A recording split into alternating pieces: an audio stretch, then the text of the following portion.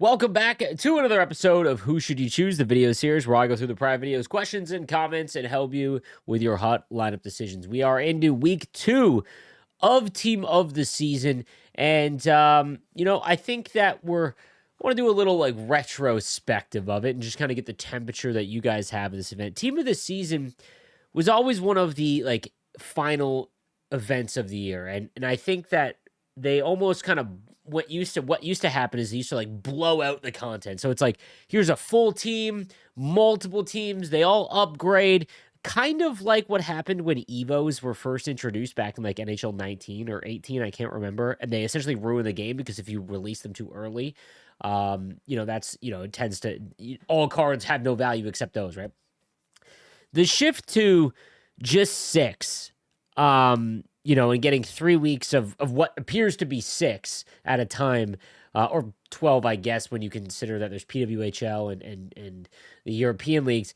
I don't know. It's just it's treated more like a normal event, right? And I think this just comes back to more of the content structure of the game. And there has been a lot of changeover when it comes to the content this year. And I'm curious of what you guys think. I've asked this a number of times, like what makes a good event in HUT? And there's some normal things. Like one, the cards have to be usable in game online. I think that's the way to describe it. They need to be usable online. They need to be exciting player names. So, Vince Dunn, for example, obviously not going to move the needle terribly, or the sharpshooter event as a whole. And then they can't be too expensive, right? And it has to make sense for the event. I think there's been a lot of interesting new events this year, but I think that either the MSPs were a letdown in terms of attributes or abilities or things like that, or the player name was kind of a letdown, right? And I think that all things have to come together. What I would hope is that this has highlighted a exhausted format of content.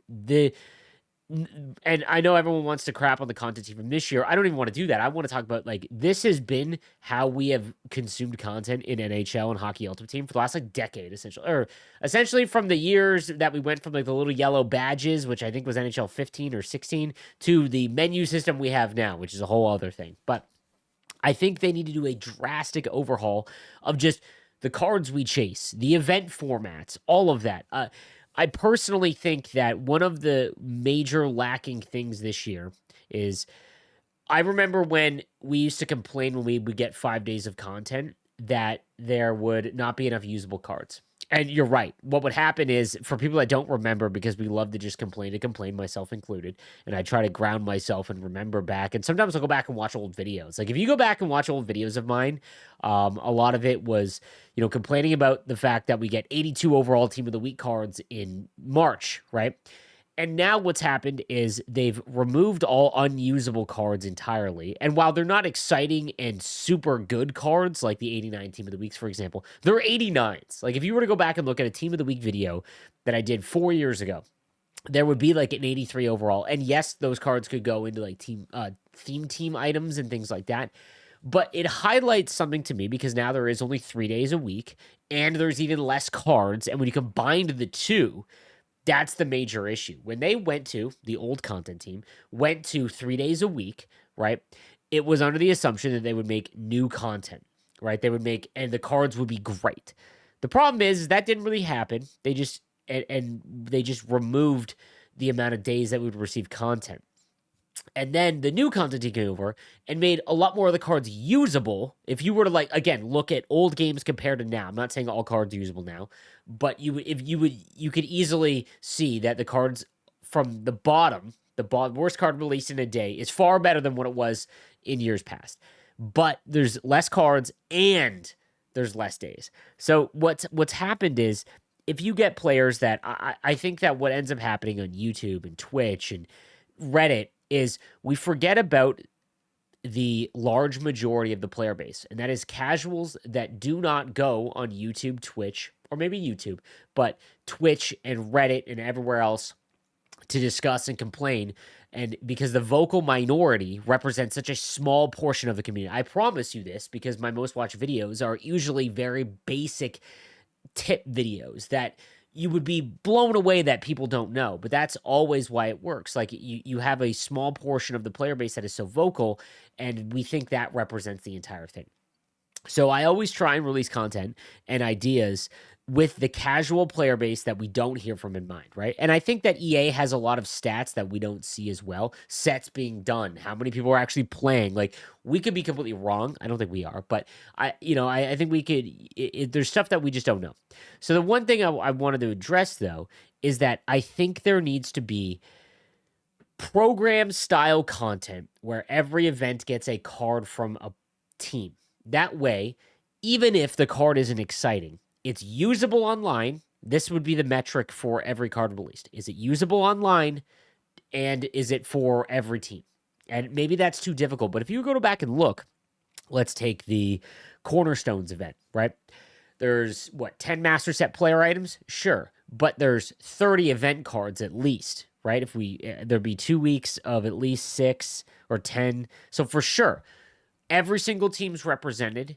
That way, even if you aren't super in love with the cards, there's a lot of the players that could at least go out and get those cards. And then, God, make it a collection. If I would love to see ways where we earn event cards by doing objectives in game. And again, I've talked about this a lot. I would love it if there is no objectives based on score goals. It's like XP based.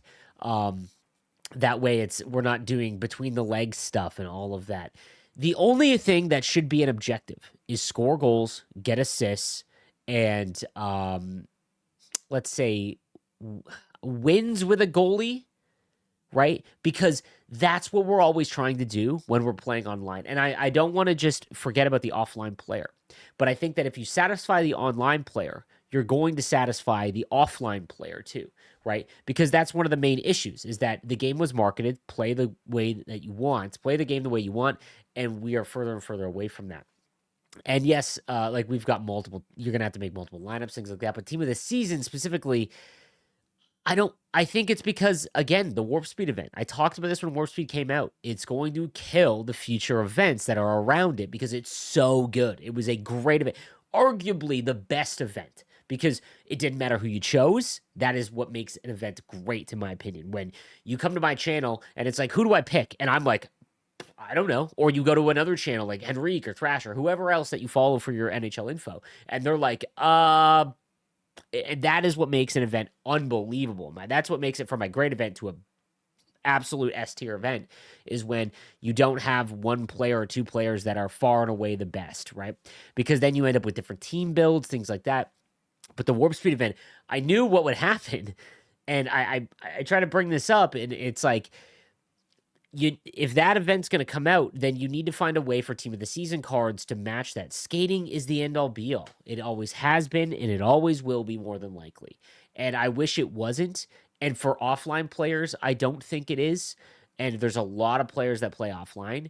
But for the online players, it's really just the barrier of entry. If the card isn't as fast as the majority of the players are going up against, we just LOL, that was a shit card, And I think that the content team in that aspect, hopefully going to next year, learns a little bit from that because I think having these crazy random events that aren't the fantasy Team of the Year, Team of the Season is awesome.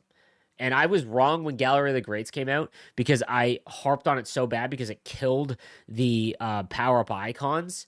And I now realize going to next year, if there's still chase cards, I just won't. Like I think that we need to go into that. If we had known from the start that they would be so underwhelming, that might have changed things, and maybe having some more communication from the dev team would help with that. But yeah, that was a long tangent about content, fellas. I'd love to hear some of your takes on, as we get into the summer months, we kind of just brainstorm about what we'd like to see. So it was just some things that I want to touch on. The Team of the Season event, it is definitely the weakest in terms of hype that I've felt for Team of the Season, and I don't know if I'm wrong in that. If other people, if you guys, would let me know on that, I would love to hear from you. So I apologize. Let's get in some of the comments. That was a very long rant, so I apologize there. Jason says, "Hey slaves, do you think I should get Team of the Season McDavid or Ovi? The dilemma I'm on is my first line is 95 Ovechkin, 92 Mario Lemieux, and 90 overall McDavid. Do you think I should go for the 99 Ovechkin, or should I get the 94 McDavid and have a really good first line? Because I think that 95 is really good, and probably rather make the 94 McDavid. I'm also a fan of McDavid, so I'm not sure right now. Also, the 99 McDavid only has one more ability than the 95. Compared to the abilities, McDavid abilities, I think it's not nearly as good, so I'm leaning towards McDavid. This is so you said it in there that you're a fan of McDavid and he's one of your favorite players. You probably should do that. Um, the issue with Ovechkin is it's timed. The reason why I said you need to make Obi now is because he is a 99 team of the season, right? We don't know when McDavid is going to cap out. Now, of all the team of the season cards, he will cap out first because he's the fastest, or he is the fastest. He just needs he already gets speed boost or acceleration boost. So one of those is already 99. The other one, couple more upgrades, and he'll be there. So he's the safest one. Between Ovi and McDavid, I would probably McDavid, because you said he's a very fun player for you. And the 95 Ovechkin is not bad. It is good. So I would probably just go with McDavid. Making Ovi is going to be my swan song with NHL 25. I'm really happy with my team, but I can't get anywhere online, and I'm tired of grinding just to grind. Arnott is one of my favorite players, but I just don't care at this point. Thanks for the content, Slaves. Best in the biz for sure. I appreciate that, man.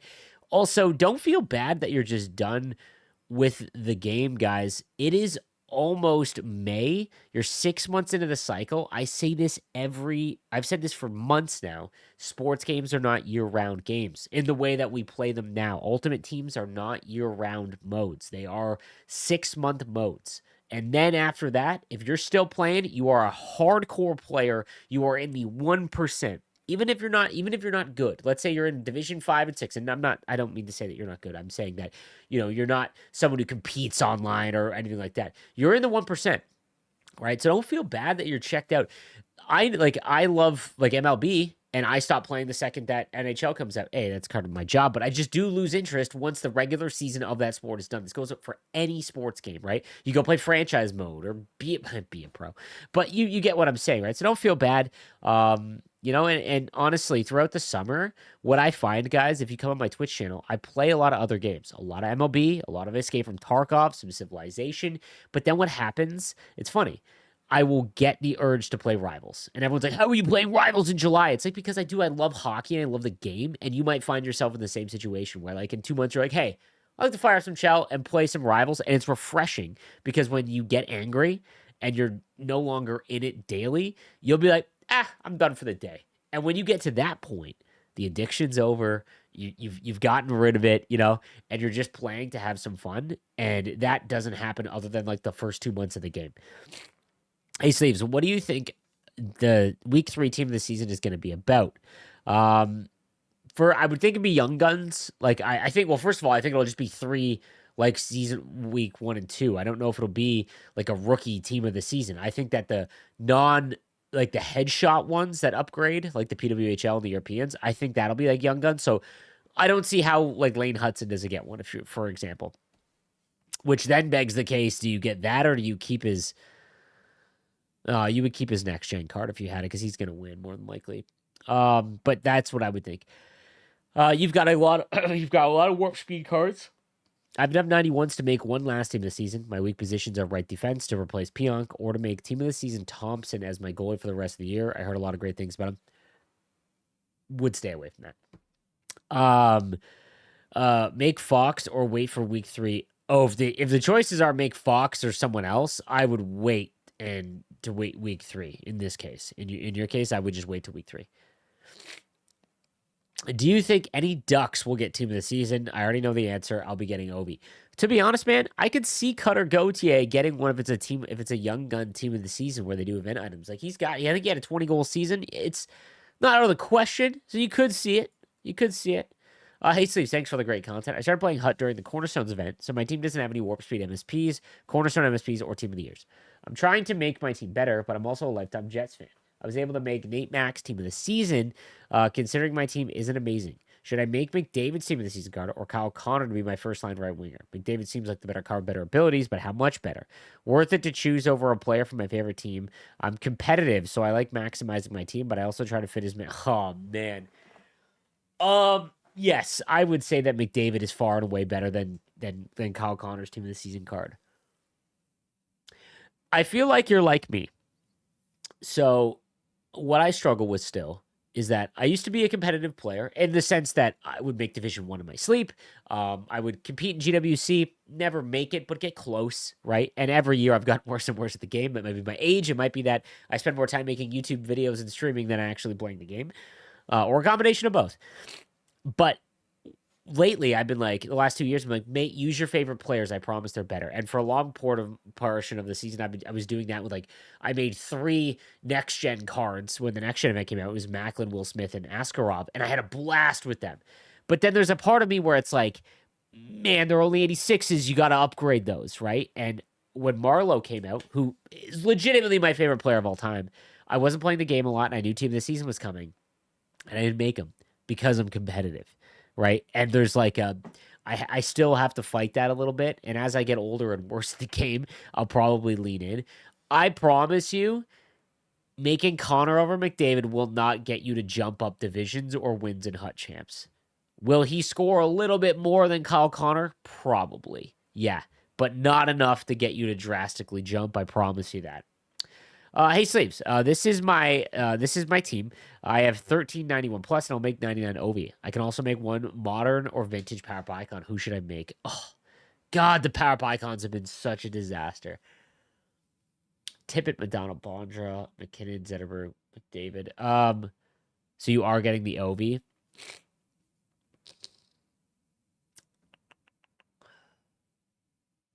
I don't particularly love your defense. Your defense is fine. It's probably a center. Just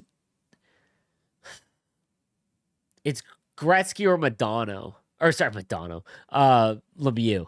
But don't expect them to get upgrades. Like I think they hit 94. Don't expect them to go any higher. But that would be one of those two. Why is the XP Wrath randomly alumni? Big miss. Something that I've learned or I've at least seen enough of. We hate alumni being the highlighted thing. We want to see. I think that, again, this goes back to how content is released and the structure of content.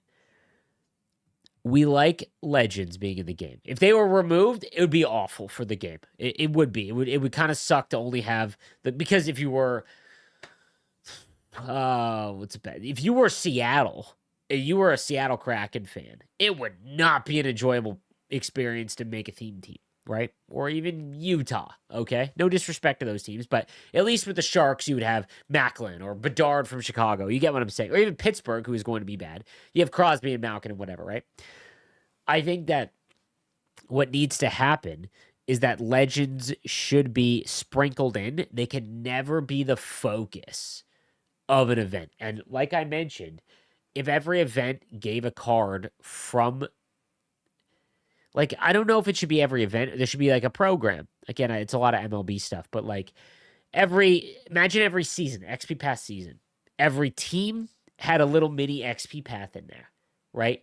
So season 1, it might be rookies, and you complete objectives by using that team, players from that team, and you end up with like an 85. This is for season 1, 85 or 86 overall rookie from that specific from any of the teams. And you could make them all if you want. It's really grind. And it shouldn't be easy, but that would be great to reward players that use players from your favorite team. That's what's lacking. There's no benefit other than, hey, I scored to the player that I watch regularly, which is good, but there needs to be captain bonuses. If I'm using the Captain Logan Couture card and I have 10 Sharks in my lineup and 8 of them are buns, let's give them +3 overall, right? If you've got a whole lineup of them, something like that.